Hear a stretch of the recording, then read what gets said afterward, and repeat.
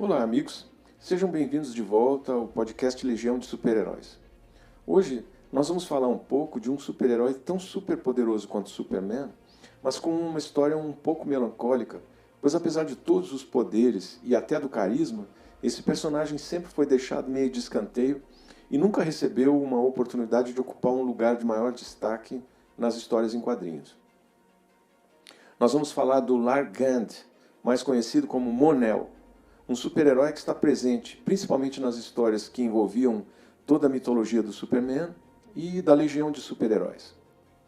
O Mon-El apareceu pela primeira vez na revista do Superboy e foi criado pelo Robert Bernstein e pelo George Pep, que são os mesmos caras que criaram em 1961 a Zona Fantasma e o General Zod, que são elementos importantes em toda a mitologia do Superman.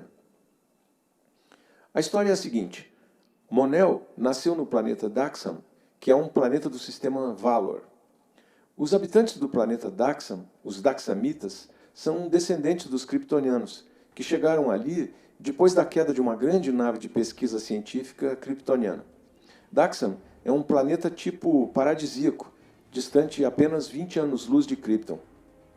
Esse acidente ocorreu há milhares de anos, durante o início da era tecnológica de Krypton. A nave levava muitos cientistas que, ao caírem no planeta, sem muita chance de escaparem, acabaram fundando uma colônia que acabou se expandindo e formando grandes cidades. Muito bem, o Sol de Daxam também é vermelho, de modo que se qualquer um de seus habitantes tiver contato com o Sol amarelo, automaticamente vira um superpoderoso, capaz de voar, de ser invulnerável e tudo mais.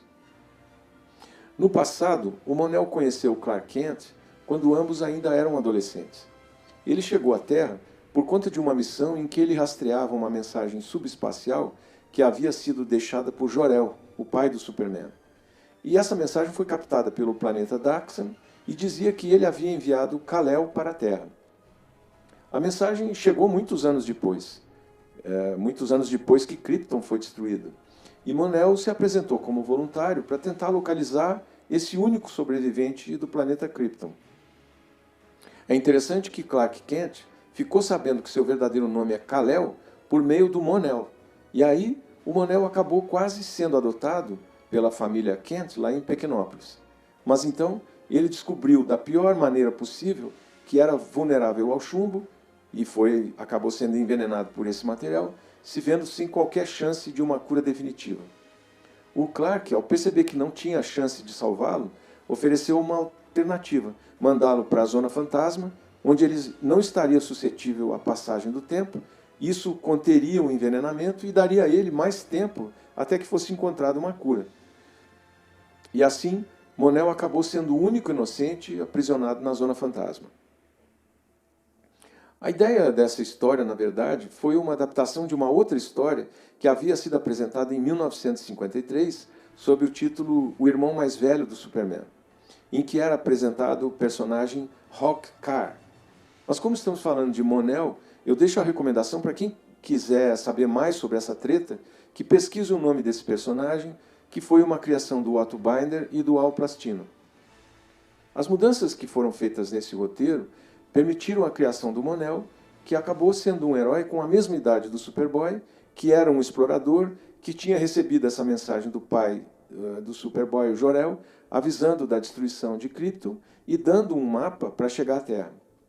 Mas aí o Mon-El perdeu a memória logo ao cair na Terra e em seguida conheceu o Superboy. Esse, quando se deu conta de que Mon-El tinha poderes iguais aos dele, começou a acreditar que fosse um irmão há muito perdido e o chamou de Mon-El. Mon, porque ele pousou na Terra em uma segunda-feira, Monday, e El, porque era o sobrenome da família kryptoniana do Superboy. Muito bem. Aí ele adotou uma identidade humana para se integrar à cidade natal do Superboy, que era Pequenópolis ou Smallville, e passou a se chamar Bob Cobb. Em um dado momento, o Mon-El descobre que era imune à kryptonita, que é altamente venenosa para os kryptonianos, e isso faz o Superboy pensar que tinha sido enganado por Mon-El, e tenta enganá-lo de volta com um meteoro falso de kryptonita, que é feito de chumbo, que acaba por ser a fraqueza que o Mon-El nem sabia que tinha. A exposição ao chumbo é fatal para os Daxamites.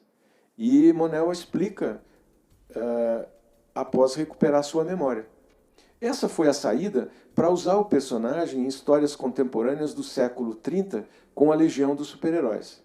Nessas histórias, o membro da Legião, a Moça de Saturno, cria um antídoto temporário para o envenenamento por chumbo e permite que ele seja liberado da Zona Fantasma por breves períodos de tempo e acaba sendo, então, tratado como um legionário honorário.